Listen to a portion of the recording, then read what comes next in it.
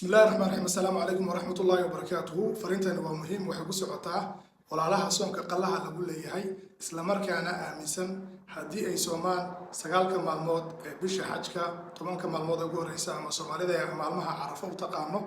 إن صومك قلها ها لقولها ودن إيكجوديان ماي تاس ما جرت وبين فكتوي إن هدي صوم قلها لقول لي تصالح بيش رمضان ودن أيا كاتكتي waxaa lagu leeyahay 30 maalmood ama 29 maalmood ayaa lagu leeyahay sagaalkan maalmood waxaad niyeysanaysaa inaad soo qaleynaysid soonkii qallaha ahaa ee lagu lahaa inta maalmood aad ka soontid